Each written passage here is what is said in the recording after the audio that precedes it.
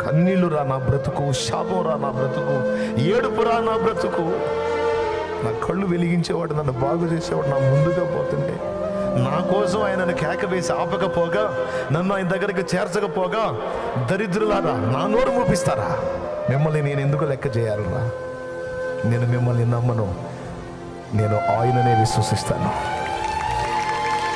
నేను ఆయననే నమ్ముకుంటాను. ఎందుకంటే మీలాంటి కఠినుడుగా ఆయన దయగలవాడు. ఎంతో మందిని బతికించినోడు, బాగు చేసినోడు, స్వస్థపరిచినోడు, నా మొర వినడా అని మళ్ళీ పెద్దగా అరిచాడట. దావీదు కుమారుడా అని ఇంకా పెద్దగా వేసాడు. ఆగిపోయాడు యేసయ్య. విశ్వాసాన్ని సిగ్గుపరచని దేవుడు నా దేవుడు, నమ్మికను వమ్ము చేయని దేవుడు నా దేవుడు, ఆయన పేరు నజరేయుడగు యేసు. ఆగిపోయాడు. చక్క నడిచేవాడు టక్కున ఆగిపోయాడు. ఆయన వెనక పెద్ద గుంపు, జనసమూహం, గోల. ఇంత గోలలో ఆ దీనుడి ఆర్తధ్వని విన్నాడు.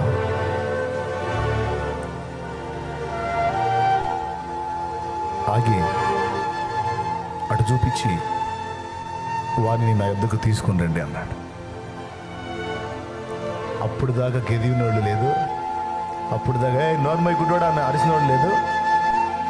బాయ్ ఆయన ఆగాడు, ఆయన నీకోసం రమ్మంటున్నాడు. పద పాపం, పద పాపం, కళ్ళు లేనోడు బాగు చేస్తాడులే, పద. ఒరే అప్పుడు అంతకుముందే గదివి తిరిగదురా, అంతకుముందే గోల్ చేసి తిరిగి అందరు గోళం చేస్తే నోరుమై నీకు భిక్షమేమంటే, ఇప్పుడేనా ఆయన ఆగేసరికి, నా కోసం ఆగేసరికి దయ కలిగిందా నా మీద? సర్లే పని. ఆయన నిన్ను పిలుస్తున్నాడు, నీ కోసం ఆగాడు అనేసరికి ముందు ఏం చేశాడో తెలుసా? ఫస్ట్ కేకేశాడు, కేక వేయటానికి తెగించాడు, ఆర్తధ్వని చేశాడు. దాన్ని అడ్డగించే వాళ్ళు వస్తే వాళ్ళకి ఎదిరించి తెగించి ఇంకా ఆర్తధ్వని ఎక్కువగా చేశాడు. యేసు నీ కొరకు ఆగాడు, నిలిచున్నాడు అన్న విషయం తెలుసుకుంది. రెండో పని ఏం చేశాడో తెలుసా? చేతిలో ఉన్న కర్ర పరుచుకొని అడుక్కుంటాడు కదా బట్ట, అప్పటిదాకా ఆ గుడ్డితనానికి ఆధారమైనవి ఏవైతే ఉన్నాయో వాటిని ఇస్సిరి అవతల పడేశాడు. ఎందుకో తెలుసా? విన్నాడు నా ఆర్తధ్వని, వస్తాయి నా కళ్ళు. విన్నాడు నా ఆర్తధ్వని, ఆగాడు నా ప్రభు. మారిపోయింది ఇక నా జీవితం, మారిపోయింది ఇక నా జీవితం. కళ్ళు వచ్చినప్పుడు కదా అవన్నీ పారేయాల్సింది. ఒక్కసారి ఆలోచించండి, కళ్ళు వచ్చినప్పుడు కదా అవన్నీ పారేయాల్సింది. ఇదేంది రాకుండానే పారేశాడు? ఒకవేళ ఆయన కళ్ళు ఇవ్వకపోతే ఏమైంది? ఆ అనుమానం అతనికి లేదు, ఆ అనుమానం అతనికి లేదు. విశ్వాసం ఉంది. ఈరోజు మనలో అలాంటి నిశ్చయిత ఎంతమందికి ఉంది? ప్రార్థన చేసి ఆర్తధ్వని చేస్తాం, ఆర్తధ్వని ఆయన దగ్గరికి వెళ్ళింది, జవాబు వచ్చేది ఖాయము అనే నిశ్చయితతో వాడు తెగించినట్టు తెగించే వాళ్ళు ఎంతమంది? 3ంటికి తెగించాడు. మొట్టమొదటిది దాటిపోయాడు, ఇంకేం అందుతాడు అనుకోలేదు.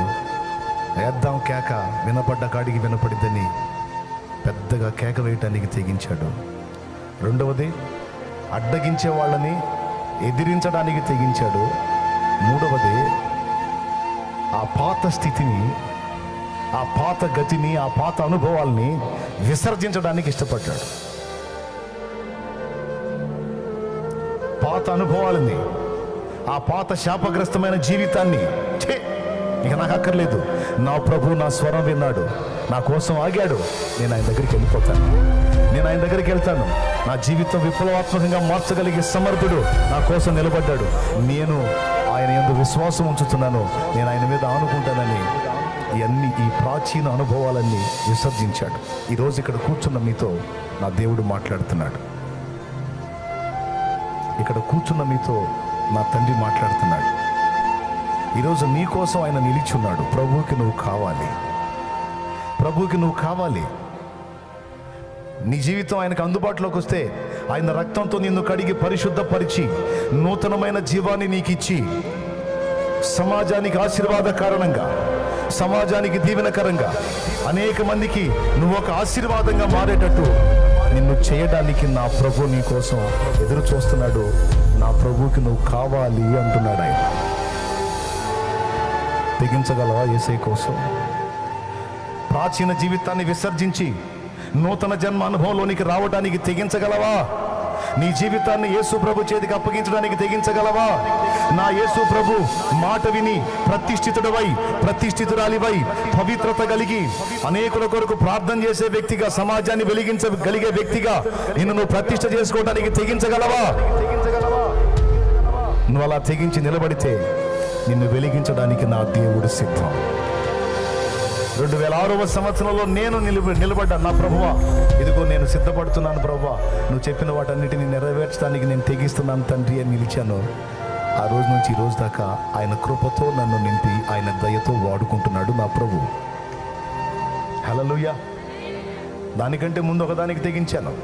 నా కుటుంబ సభ్యులు ఎవరు మారలా. 2002 ఏప్రిల్ 17వ తారీఖున యేసు ప్రభుని నా సొంత రక్షకునిగా అంగీకరించి మారు మనసు పొంది పాప క్షమాపణ నిమిత్తం బాప్తిస్మం పొంది నా పాపిష్టి జీవితాన్ని కడిగేసుకొని క్రొత్త జన్మ అనుభవంలోనికి రావడానికి తెగించాను. అది మొదటి తెగింపు. నా ఫ్యామిలీ ఏమనుకుంటారో, నా ఫ్రెండ్స్ ఏమనుకుంటారో, ఎవడేమనుకుంటాడో, నా బంధువులు ఏమనుకుంటారో తీసి అవతల పెట్టేశా. 25-30 మొక్కులు ఉన్నాయి దాదాపు. తీర్చాల్సిన మొక్కులు ఒక్కటి కూడా తీర్చలా. మారు మనసు పొందని యేసు ప్రభు నిజమైన దేవుడని అర్థమైపోయింది. నా పాపములన్నిటినీ కడగటానికి ఆయన తన రక్తాన్ని నా కోసం చిందించాడని అర్థమైపోయింది. ఈ భూమి మీద అనుభవించే శ్రమలు కాదు, ఇంతకంటే ఘోరమైన శ్రమ నరకాగ్ని అని అర్థమైంది. ఆ నరకం నుంచి నన్ను కాపాడు